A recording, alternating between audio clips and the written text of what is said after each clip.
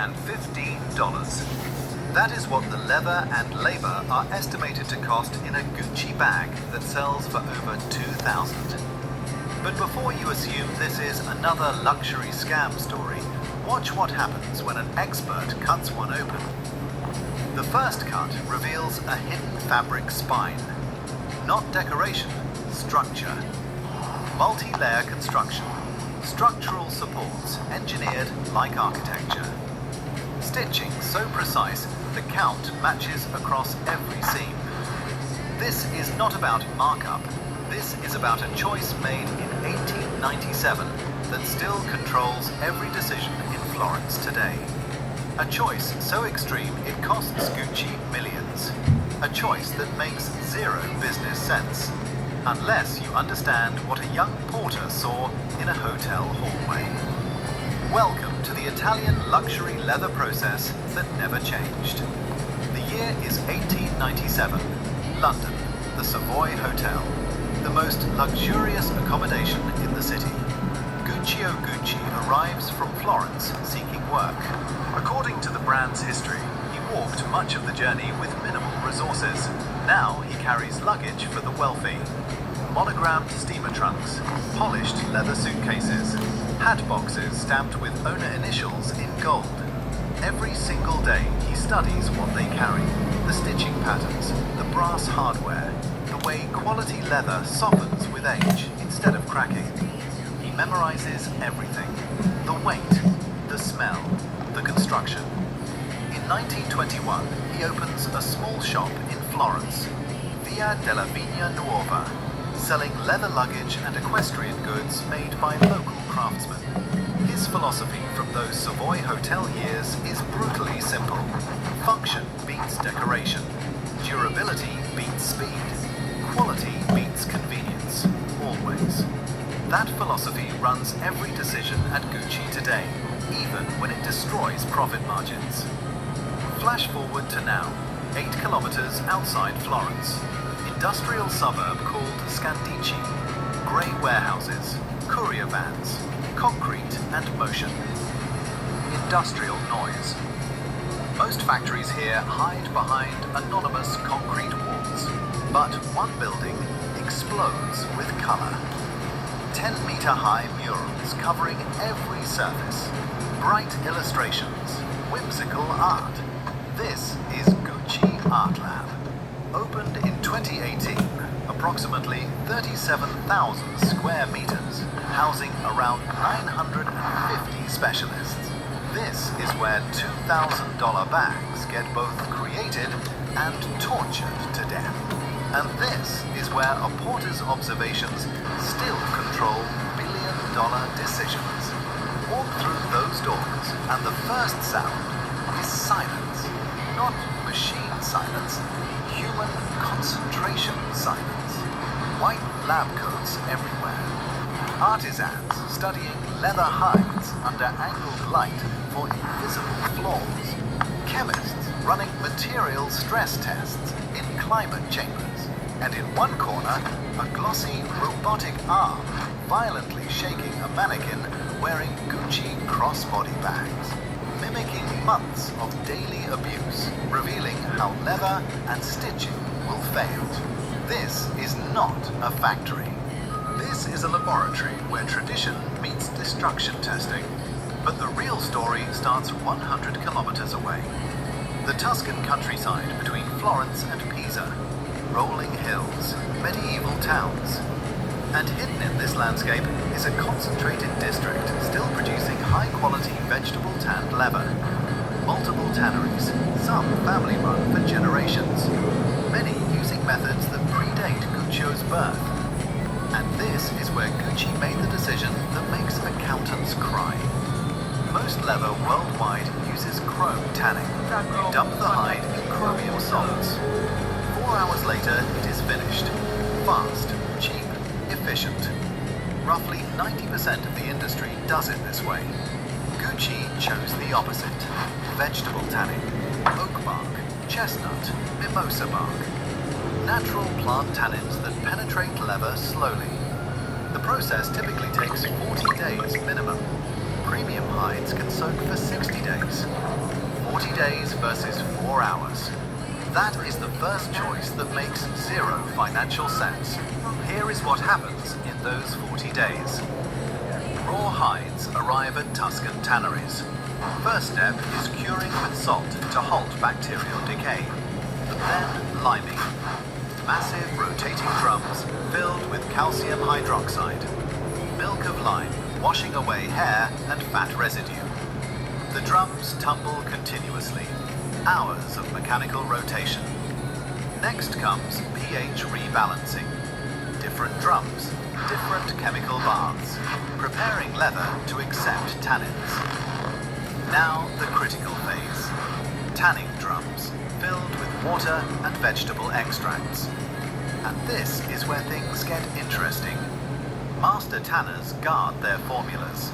Specific blends of plant tannins. Ratios often passed down through families. Some recipes are centuries old. But the part that matters is not just the tanning. It is what happens after. The hides start in drums with weak tannin solutions, then move to progressively stronger concentrations, week after week, slowly absorbing more tanning agents, gradually taking on new physical properties. Gucci never saw a tanning drum in his life. He died in 1953. But the formula he chose back in 2021, slow over fast, natural over chemical, quality over convenience, still controls these drums right now. Every master tanner here is protecting recipes Gucci would recognize, because this is what 40 days creates. Under magnification, vegetable tanned leather shows tight, uniform fiber structure. Chrome tanned leather shows irregular fibers. Vegetable tanned develops patina and strengthens with age. Chrome tanned can crack within years of hard use. The fiber science is settled. Time tightens the structure, but time costs a fortune. Here is the hidden cost: time sitting still. After 40 days of tanning, the leather still cannot be used immediately. It must rest for months. Fresh tanned material behaves unpredictably, shrinking, stretching, reacting to humidity fluctuations. Only aged leather becomes stable, predictable, workable. Every extra day sits on a shelf, paid for, insured, and doing nothing. Because Gucci decided durability mattered more than quarterly earnings in 1921, now the leather finally arrives at Art Lab. Temperature-controlled trucks, suspension systems preventing vibration damage during transport. Because at this point, each hide represents massive investment. 40 days of tanning, months of aging, premium selection process. For many premium lines, Gucci uses full-grain leather. That is the outermost layer of animal skin, the most durable section, the part showing natural surface characteristics, scars from barbed wire, insect bite marks, growth lines. Most tanneries sand these imperfections away for uniformity. Gucci often keeps them visible because authentic full-grain leather shows unique patterns. No two bags look identical. This creates manufacturing complexity, but Florence accepts this. Walk into the materials archive at Art Lab. Tables overflowing with current season samples.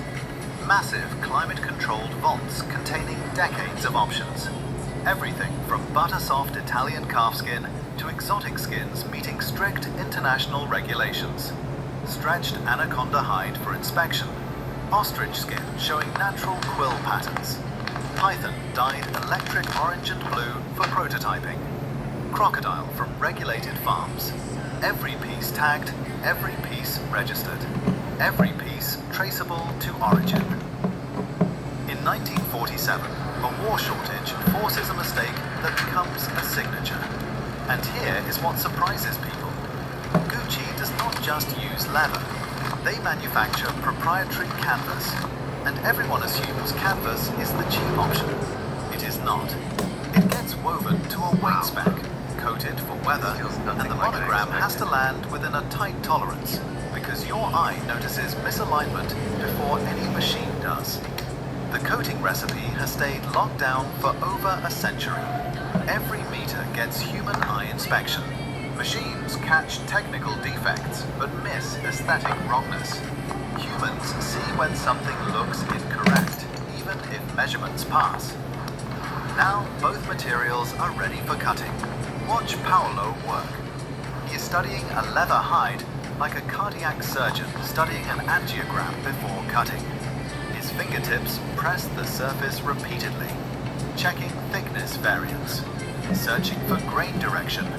Under precisely angled light, he identifies marks invisible under normal illumination, tiny imperfections that passed two previous inspections. He rejects sections most people would approve. His personal standard exceeds the factory standard. For a Gucci Savoy duffel, he will cut approximately 50 separate leather pieces. Every single component must be cut respecting grain orientation. Leather has directional grain structure exactly like wood. Cut against the grain and it weakens.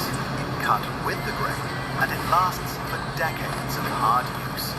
Paolo spends roughly an hour arranging cutting templates like solving a complex puzzle.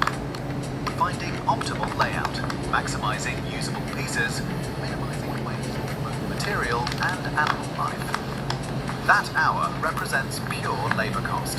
But the obsession survived Guccio. Leather forgives nothing.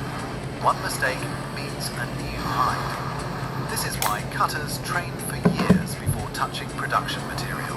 This is why they earn specialized craftsman wages. Now walk down the hall to the bamboo room. This room exists because of a crisis in 1947. World War II just ended. Leather remains scarce across Europe. Rationing continues. Metal for hardware is restricted. Gucci desperately needs handles for handbags, but traditional materials are unavailable or prohibitively expensive. Someone suggests bamboo. Lightweight, incredibly durable, still imported from Japan despite shortages. Artisans start experimenting. They discover that heating bamboo over open flame makes it temporarily pliable. You can bend it into curved shapes while hot. When cooled, it hardens permanently into that new form. In 1947, this was pure necessity, desperation innovation. Today, it is the signature that sells bags, and the essence of the process has not changed. Same flame, same timing, same hands. Watch this master craftsman work. He selects bamboo pieces meeting exact diameter specifications. Node placement matters. Straightness matters. He holds it directly over open flame. Not a modern heating element. Not an industrial oven. Actual dancing flame. The bamboo begins softening. He bends it by hand, feeling microscopic resistance changes, knowing exactly when to apply pressure, knowing exactly when to stop. Too much force and it cracks. Too little and the curve is insufficient.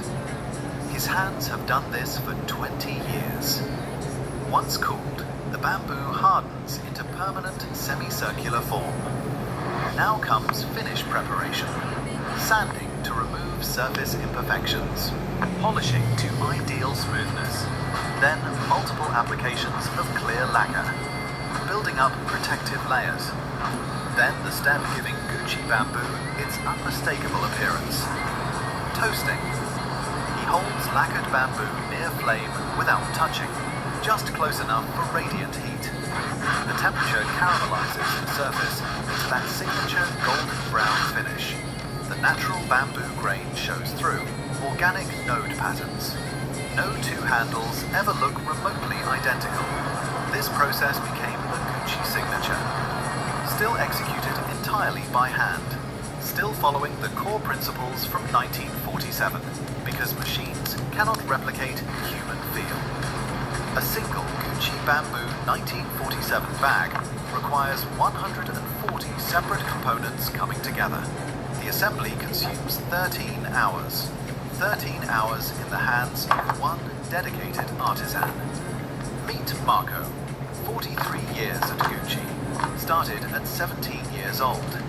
His hands shake slightly now, not from age, from precision. After 4 decades, he still checks every stitch twice, still measures every seam, because his name is tied to that date code stamped inside the bag. Because when someone opens this Gucci bag in 2060, they will still be opening Marco's work. He signs nothing, but every stitch is his signature. That is why he never rushes them. Watch him work the leather body construction. Cut pieces get their edges skived progressively thinner where they will overlap, preventing bulky seams. The thickness difference is 0.5 millimeter. He measures every single piece. More than 0.5 millimeter off specification means discarding it and starting over. Now comes the internal architecture you never see, the hidden engineering. 2 to 3 layers of structural supporting materials. The visible leather gets backed with industrial fabric. This prevents stretching over years of use, maintains form integrity indefinitely. Thicker cardboard-like supports provide rigidity. Sometimes these supports contain leather dust particles, increasing structural strength.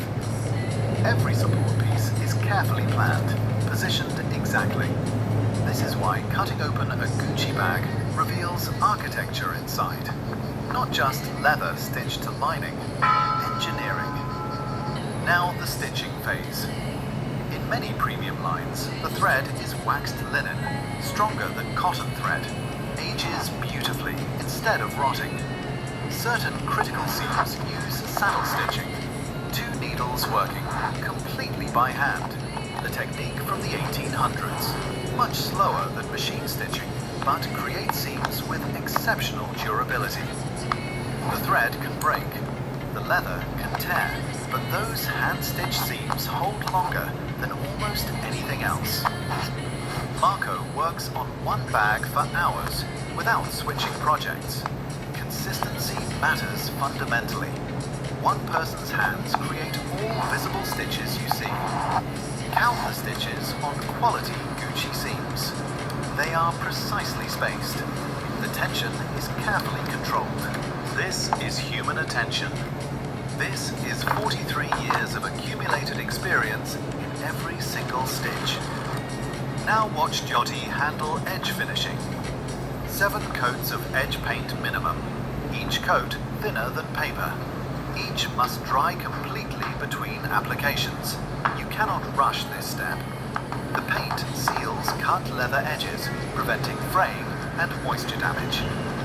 After 7 coats comes heat burnishing. This fuses paint and leather. That glossy edge is not just decorative, it is structural protection. It preserves the leather for decades. Sabrina completes final stitching, ensuring every seam lies perfectly flat.